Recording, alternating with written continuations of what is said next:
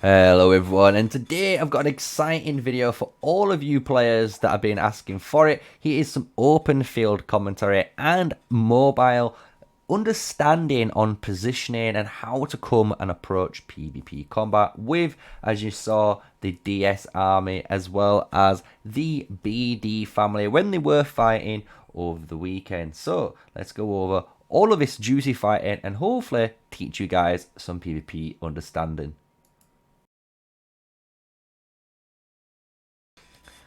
Hello everyone, so yes, we're going to be going over everything hopefully to give you guys a little bit more understanding when it comes to PvP combat. I'm going to try and highlight what's going on and give you guys a little bit more of an insight when it comes to PvP combat, because right now on screen is an insane push that we're going to go over and explain how the players are most likely thinking and operating right now. So what we're going to do is break down this into a nice, easy understanding of obviously what we've seen. So right now, up at the top of the screen here is the other alliance. This is the DA alliance defending their turf, while we have the entire BD alliance now moving forward and trying to come off that choke point. And if they are, they're obviously going to be able to kill their opponents. So what we're going to be doing is, as you can see, live drawing it for you guys to give you some understanding on positioning, on what you should be doing and what you shouldn't obviously be doing. So right here is a prime example what you shouldn't have been doing with Mr. Bwepo there. Bwepo, obviously, he's taking a load of damage right in the center here, and he is being targeted because he's all alone. So that is bad positioning there. So if we're going to change the color, we'll keep red on just to show all the bad positioning on what you shouldn't be doing, while we'll go to the green later in the same video fight and show good positioning. So right now we've got a few craziness happening. Obviously, this murder ball being perfectly placed here, and it's nicely spread. If you've noticed, this ball goes across an elongated horizontal axis, and that is how you want to be fighting in this game. And the reason why is because you're able to then allow your team to not get absolutely swarmed by AoE damage from those mages. A really cool tactic that you saw come and disperse was from this north side. It came down into the enemy's area and it was a rally, but that rally got instantly cancelled because it was used, as we call it, a taxi. And that taxi was a place for everyone to jump in, like you can imagine, and it'll get you from A to B, which was obviously the fighting at that time. We're showcasing some of the artifacts on show right now. Of course, surprisingly, we saw a Dragon Rift being used in the open field, which is really sick to see because someone does some obscene amounts of damage. We can see here Echo Gaming, even in the fight right now. Shout out to Echo for all the collabs we've been doing. And he's honestly in a really good position. He's going to eventually move back into this ball right here, since he's not really getting any targeted. There's a couple of guys hitting him on this side of the screen that you can see. And when he's now getting targeted, hopefully he moves in. But otherwise, he's going to lose his troops. And that was a sacrifice. So we saw a big X there, big failure on the Echo side there, because he might have not realized he needed to move and reposition into his team, because his team here is what's protecting each other, and it's what's allowing them to kill all these alliance members. So as you notice now, you've got Huffy and you've got some other members like Alexandra and that all focusing down this right side now, right? And that's a really good thing to see, because it's allowing them to obviously keep their ball as powerful as it can, while obviously fishing out and killing these units on the right. but another rally now coming in, if you've noticed, on the arrow, and that is going to get cancelled in a moment if you watch it. Once this gets cancelled, that's another bunch of enemy alliance members here to push the fight.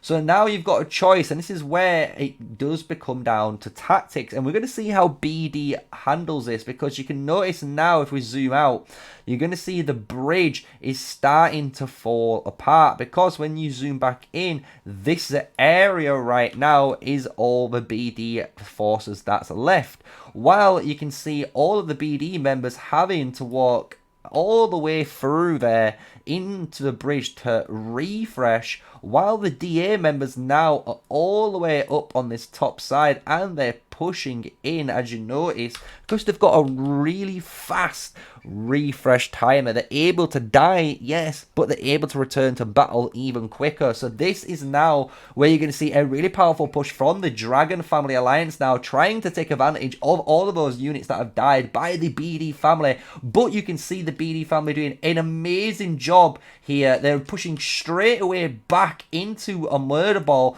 onto the bridge, and because they're on this bridge now, you can see their reinforcements are coming, and these BD family members are now being the front line right in the front, while their back line, which is on this line now, is being used to finish off the enemy. So you can see a really good bit of showcase of tactics here, and again, positioning and basic fundamentals of working from a front, and we'll write it up, front and then back.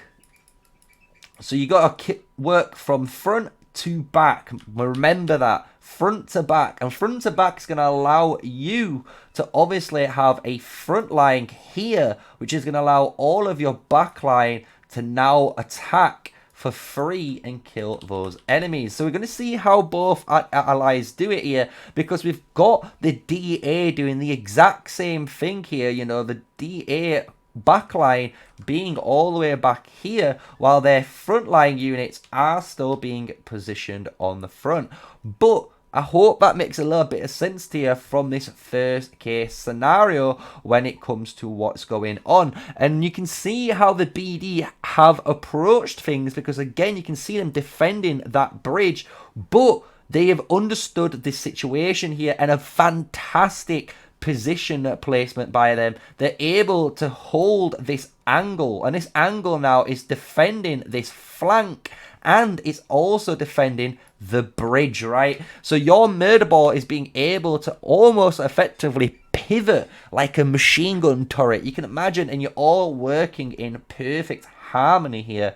And you can see some big names like Does in the area. You've got the ex-PvP killer, one of our members that we do see in chat as well, and Joker. So you can see many big names and viewers from the community here playing and working together as one whole. And since they've dealt with that area, as you've noticed, they've obviously killed and punished the top side. Now they're able to come back and help the bridge. So they've gone and dealt with one situation first, and then they've come and now reconsolidated, and they're coming back with a vengeance. So you can see already this is a massive amount of troops, and they're all pushing forward. This is an aggressive push forward. So this ball needs to respond. This is where positioning is key.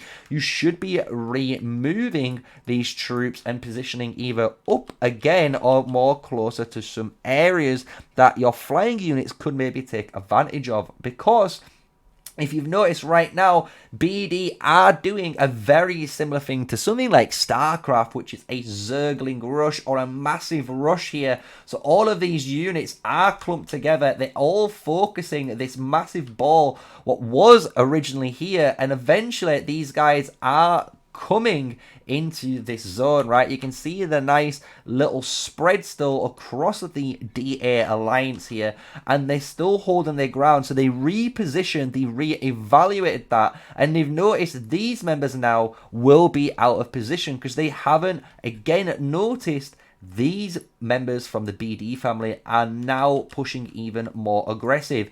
So excellent positioning from this top DA ball, while this little ball here is going to start to die very, very quickly, because as you notice, this BD ball now working beautifully to not kill these guys first, and now they're pushing forward and using this second.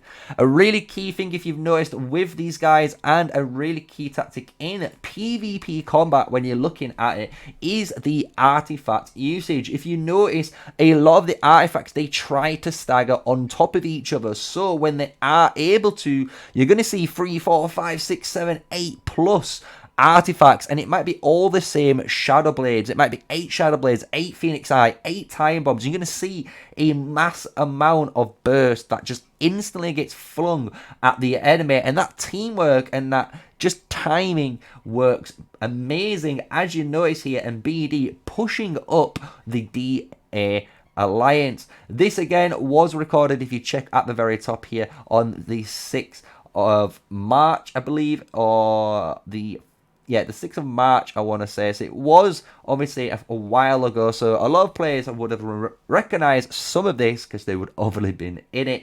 But this is a really good showcase of positioning, what you're going to be doing in the open field. You're going to see how the tactics worked, and the murder ball as well as taxiing units can help in the open field. So if you've enjoyed the video, smash a like, comment and subscribe. It's something new. I know the live draw isn't 100% perfect, but obviously it does help you guys visually understand what I'm saying on screen for you. So if you've enjoyed it, again, smash a like, comment and subscribe. But until the next video, stay safe, stay sneaky. Peace out, everyone.